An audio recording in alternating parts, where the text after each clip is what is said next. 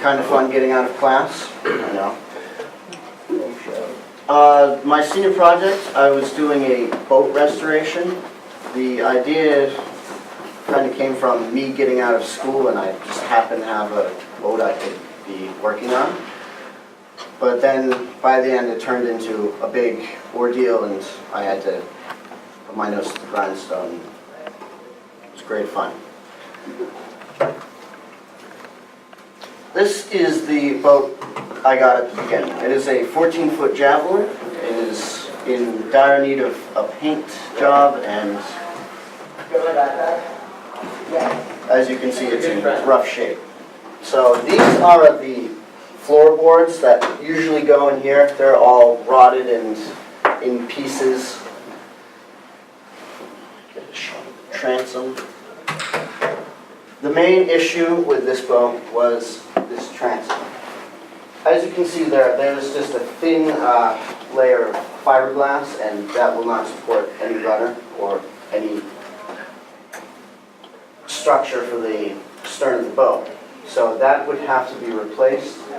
Usually there is a wood core surrounded by fiberglass, but during its last ownership it became rotted and all fell out.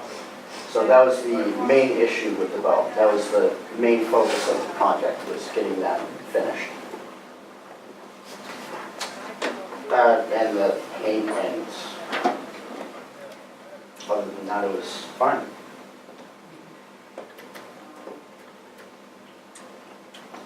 Just a close-up of the transom more. You can see the wood patterning that was inlaid on the fiberglass from years. I think it's a 1975 javelin. Just my quick synopsis of what we needed to accomplish during this restoration.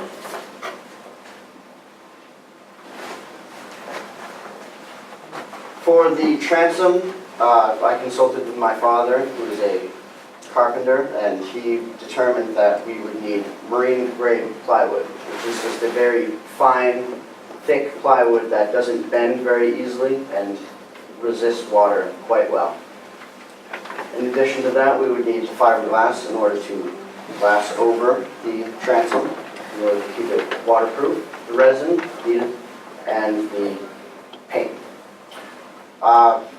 My brother and I decided on yellow because we don't usually see any yellow sailboats and just stand out, and it would possibly be a good selling point when we eventually want to get rid of it.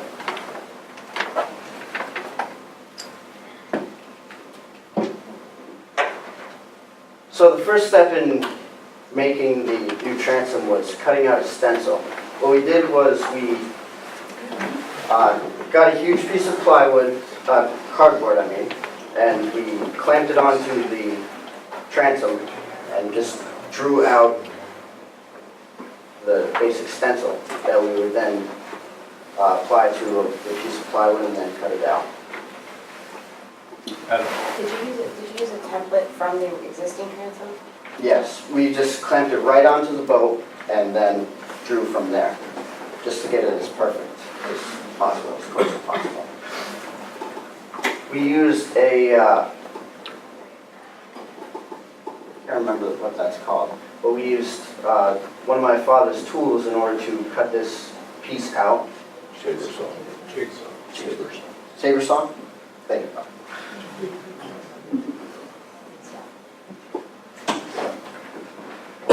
This is a blurry picture of the finished piece, not the finished piece, the first piece up against the transom.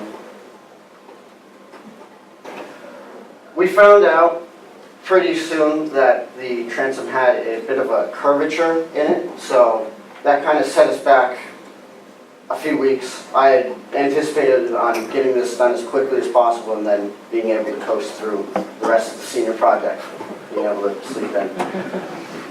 But this is us soaking it in water so we would be able to get the bend. And this is us applying weight to it in our garage. The only weights we had were car batteries, because that's our main thing that we do, so that was what we had. This lasted for 3 weeks. It was 3 weeks in this position in order to get the proper bend needed to fit into the stern of the boat. Just to give you an idea of how much it's having to curve. The actual boat doesn't have to curve as much as that, but as soon as you take the weight off, it springs back about an inch.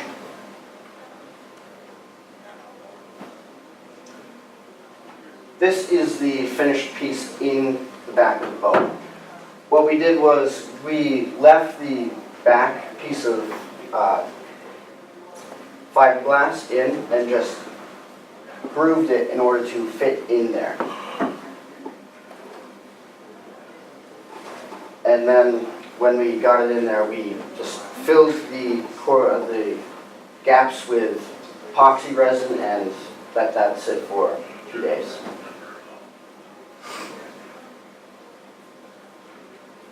The way we put the fiberglass on was we ordered long strips of fiberglass. You can get, I think, 20 feet for $20 on Amazon. It was a fantastic deal. And we just cut out stencils and huge pieces and glued it on there. And I think we did 3 layers in total. And How did you apply it in a special way? Nope, there's no real trick to it. We just put it on and painted over it with West System, which is a plastic resin that you add a base and a hardener to. So it's a bit of mixing, but it turns out very nice in the end. This is it dry and with the pieces in. We had to remove these in order to get down to the smallest part of the rod in order to get that out. We cut this out with a grinder and then reapplied fiberglass filler to it in order to regain its structure. This is the interior paint portion. This is a marine inner coat. It's kind of like truck bed filler in which it has a bit of a texture to it. It's very, very toxic, and I included this selfie of me with the gas mask on because I knew I would get a little bit of crap for not if I didn't have one on. It's quite dangerous.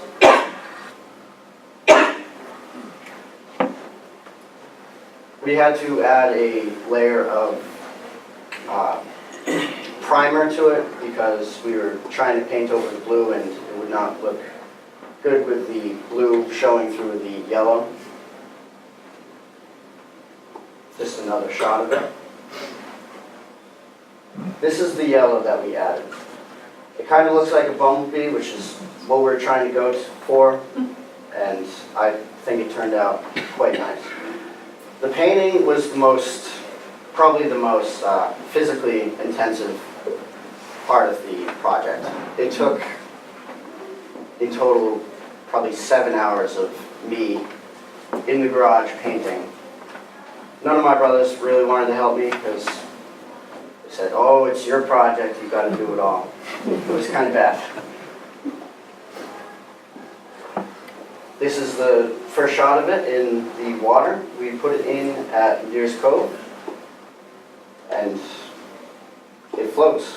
There was no leaking by the transom. We fiberglassed all the holes, and yeah. Another shot of me. You can't really see it, but I've kind of got a scary face on. That is the final picture. I also have a video that I'm going to show. It's just of me rigging it, pulling it off the beach. But it doesn't have any sound, so I'm going to take questions during that time. It's about 30 minutes, so I don't expect anyone to watch all of that.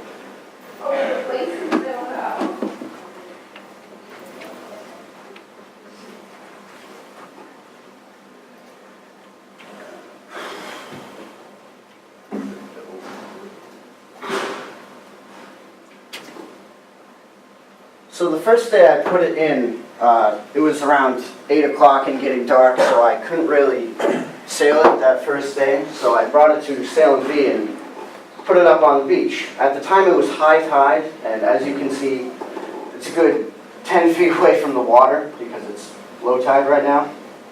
So I had to work it back into the water from there. Yeah, questions or comments? Have you ever done like anything with restoring boats or cars before? Yes, but not by myself. A few years ago, my brothers and I restored a Pearson Hawk 16-footer, and we got that from a family friend for free. And it was kind of bad. It sat in our yard for 3 years before we actually got any work done on it. And we actually sold that for a decent profit, so that was kind of the goal of this, is to be able to sell it before the season starts, after getting a bit of sailing in on it. So, I had a question along those lines. So, did you have to put anything up to get this boat, or what was it free? Was that free initially? I paid $75 for this boat at the end of last summer. Okay, how much money did you put into it start to finish on the restore, and what are you hoping to Start to finish was about $150 for the paint, the wood, and the fiberglass.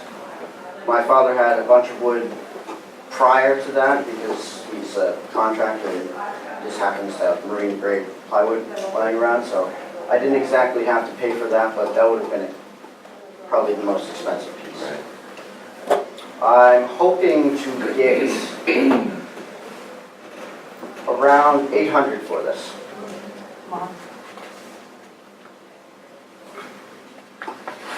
Yes. What kind of shape are the, excuse me, the sails in when you got the boat? When we got the boat, the sails are in a bit of rough shape. They're still in rough shape in the video because they use steel cable and the previous owner had it just sitting in water, so it's a bit rust stained. For probably future projects before we turn around and sell it, my brother's recently acquired a sewing machine that's good for sail, so our goal is to make sails for this and then sell it with those sails, because the cost of this goes up exponentially if you have decent sails. So. How much is it to make new sails? I don't know yet, but if I was buying new sails, it would probably be $800. Conservative estimate. And how are you going to finish the bottom? The bottom, if I decide to keep it in, I'm going to just add black bottom paint to it, but right now it's just, I'm trailering it back and forth. Yes? How many hours do you feel you have into the restoration? Oh, So many. quite a few. I think I have at least 48. Yeah. Yeah. And the paint that you put on the hull, is that buffable? So you could, like, Yes. it's not, it just went over a gel coat, right? Yes. And we can add more coats to this. I plan on adding the bottom paint to it so it won't have the scratchy looking bottom. I forgot to mention this. This is at 2 times speed because it was an hour-long video, so cut it down to 30 minutes. This isn't me moving like a madman. Yes. Can you speak more to your logic in painting it yellow? What you're trying to accomplish there, like from a wow factor marketing? Yeah, so if you go out in Edgartown, Vineyard Harbor, you don't see a whole lot of yellow boats. You see a lot of white boats, black boats, just dark colors, but when you see the yellow boat, it really stands out. During this, I was sailing And my brother was on the beach, and he could see it from across the lagoon, even with the fog, just because it was yellow. So it really stands out. And that's the goal, is to get as much exposure as possible. Have you thought about adding some top-of-the-line sails and just trying to sell it to, you know, well-off summer family that would probably spend a few Yeah. grand on it? Hopefully. Spend it. I'm sorry I came in late, you may have already said this, but did you make the trip to Cuddyunk? Unfortunately, I did not. Time constraints with the sailing schedule for the sailing team only allowed me, I think, 1 or 2 Saturdays and Sundays that I could have possibly made it, but we elected not to go because of weather concerns. It was about 0 visibility, and I couldn't trust this boat in order to get me there and back. So what are some of the weaknesses that you're finding in the boat? Mostly just design flaws. The centerboard is on a swing, and it has this pulley that you can pull it up or down, and that's a bit of a weak point because it's just on one bolt. So when you get up to speed, it starts to vibrate. The whole boat vibrates. I would rather just have something that could slide straight down, pull up, and not be on one bolt. Is there a reason that the design has, it's a swing, like a swing wheel? So Yes. is there a reason that that particular design has the swing wheel versus a dagger board configuration? I'd assume it's just to get it, to be able to get up on the beach easier. I don't think it's meant to be a racing boat per se, but I didn't really get into the details on that enough. Just get a logic behind it. Yes. You painted the inside black. Is that going to be a problem when it's really hot out? That was a concern at the beginning, but going into it, it gets wet enough in there that it's not that big of a deal, even on the sunniest days. Yes. Can you change that thing with the bolt that you were talking about? Or is that? Unfortunately not. It's just how the boat was made. yeah. I'm not a sailor, I'm a motorboat girl, but I just wondered, would it be tacky to have a little engine in there? Actually, when I first got it, it had a piece of metal to mount a little kicker on it. So I guess you could, But you wouldn't. I wouldn't. Okay. It's a little too small for that. Oh, wow. Yeah, this took a lot. This took a long time. It's cut even from this.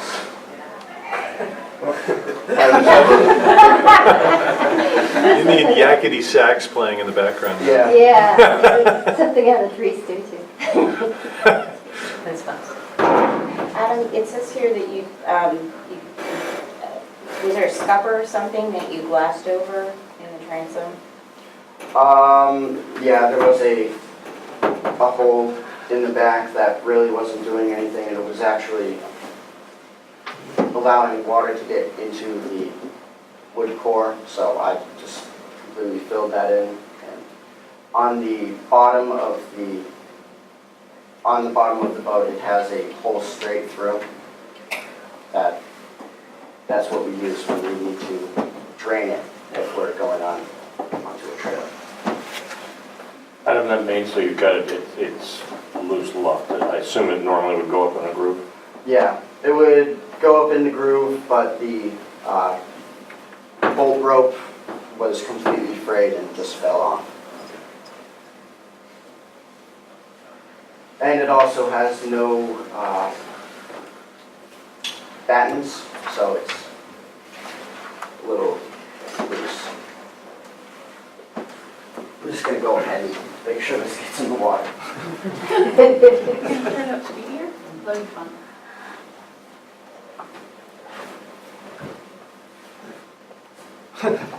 There we go.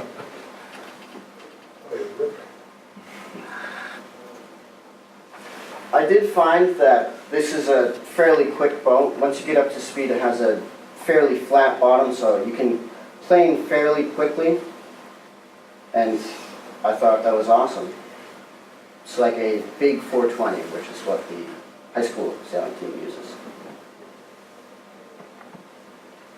Can you tell me a little more about the Salinger story you referenced?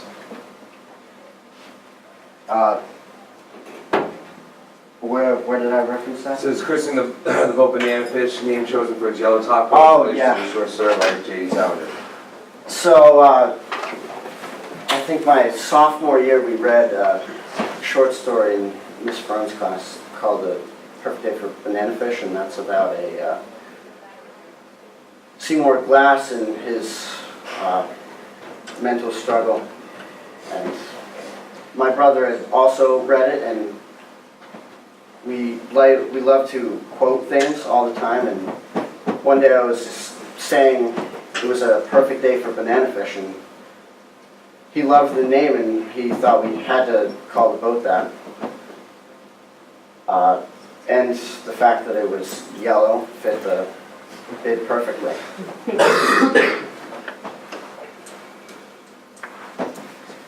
Adam, in your paper you talk about fiberglass a lot, like how the chemistry and history of it. Can you talk about how that helped with your project, that research you did? It helped me a lot because I had to research how to actually implement it, because while my brother is pretty knowledgeable in it, he only usually does it on automotives. So he fiberglasses holes, what you call it that, fenders for his Jeeps and whatnot, but he didn't really have a good understanding of how it was implemented in boats. So it helped in waterproofing and just being able to understand the chemistry behind it really helped with the mixing process.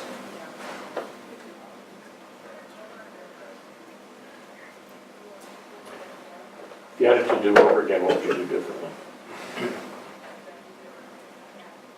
I think I would have spent probably more time on the sails. I mean, they're in pretty rough shape, and if I could have got more time in, I would have loved to have gotten the sails in, because I think we could have made it more, much faster. And also you can see there isn't a boom vane on the boom, so it doesn't have anything pulling it down. And in the original design it actually didn't, and that's I had an issue with that, because if you pull the boom down, you actually gain a good knot. How do you feel about the jib line configuration? It's funny because I've never seen what a javelin, like where the tracks are. Yeah, it's strange. So they go in through here and then across to here. I think it's mainly a configuration so that it would be easiest to single hand, because you would be on the side that you would be pulling it in, and it's right in the center. Right now I am wing on wing, so I have one sail on both sides. We typically do it when we're going dead downwind.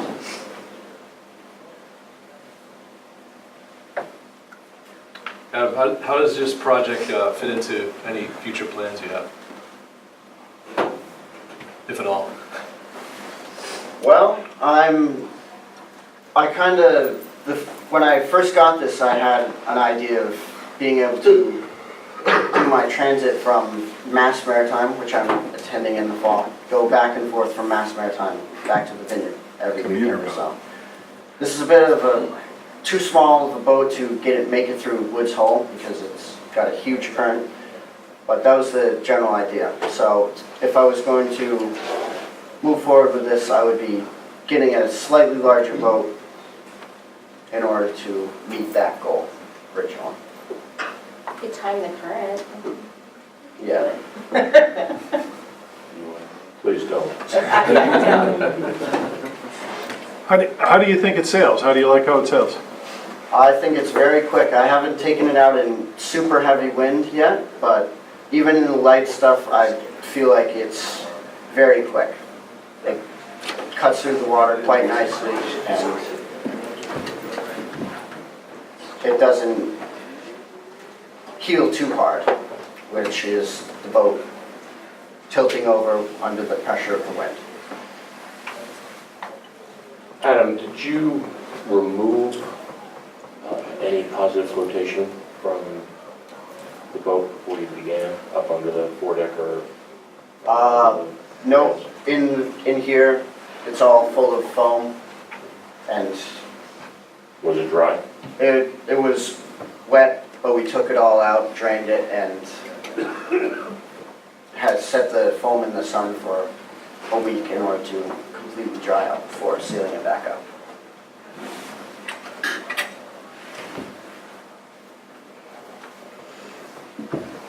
Are there any modifications you could make that you think would improve, the average sailor, sort of the safety factor? Yeah. I did have Come on, it's me. I did have my life jacket on in the beginning of the video, but it was raining all day and I was starting to get cold, and I took it off and put my jacket on. It's just right behind me, but I would, as a mariner, implement a strict life jacket rule.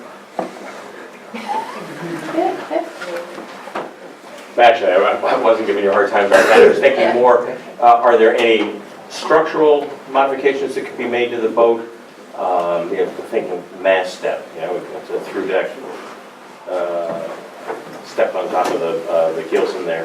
Are you comfortable that that was strong enough? There's enough integrity there? Yes, definitely. And did you bolt the new gudgeons through? Or just screw them up, bolt them through? Bolted them.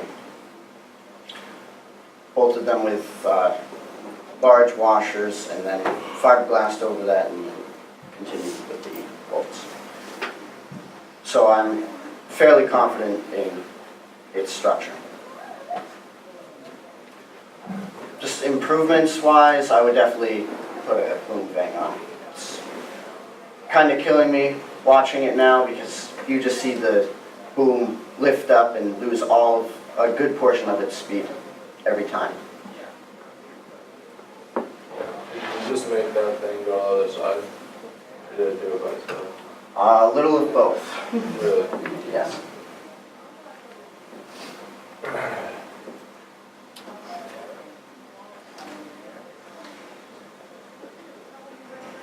So you can't really let the main out very far because of where the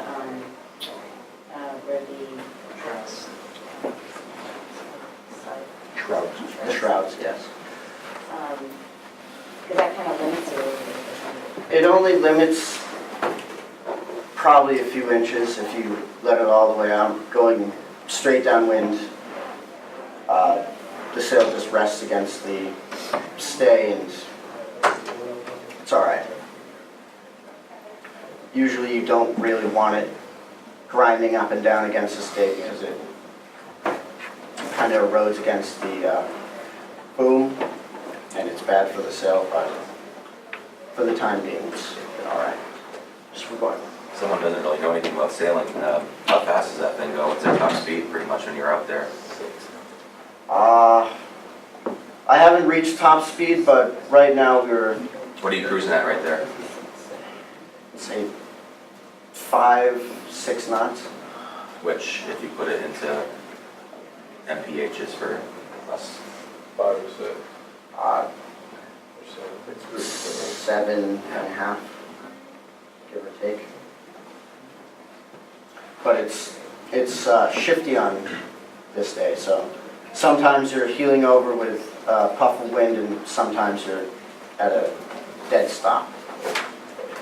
In doing your research before you began the project, did you find, were there any online assets that you could go to that, I can't remember who made the javelin, but was there websites you could go to? Oh yeah, I found Specs and an stuff like entire forum on people doing javelin rebuilds and it was very helpful. that? Have you contributed to it all?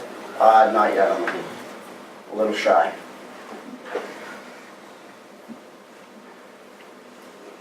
Adam, what are you thinking about? To be honest, I was thinking about how much of a terrible day it was. By then, I was soaked through and angry that I didn't choose a nicer day in order to get the footage I need. Yeah. So I'm going to continue to encourage you to write your thoughts down as you're sailing and as you move on in your career, because I think it's important to document. Yeah. If you saw right there, I kind of auto-tacked and then couldn't make it all the way over because I didn't have enough speed going into it.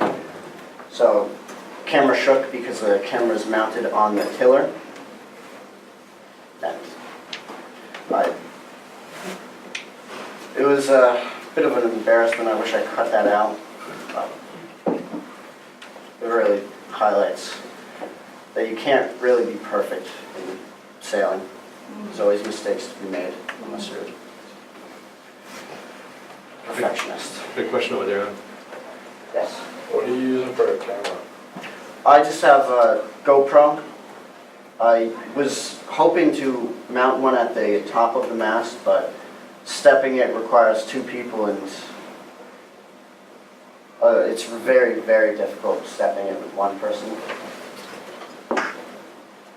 Yes. I think when you're older, you're going to be one of those people who buys a huge sailboat and sails down to like the Caribbean in the winter and comes back up in the summer. That's the goal. Got time for one more question? Could you tell a little bit to people about what they might think of if they're considering a senior project? Absolutely. Just definitely do something you're passionate about, because if you don't, you will really hate doing it.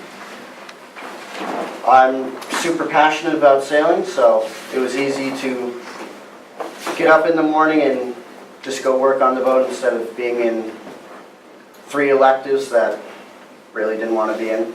So it's a great way to get out of school, have fun doing what you love, and I'd recommend it to everyone.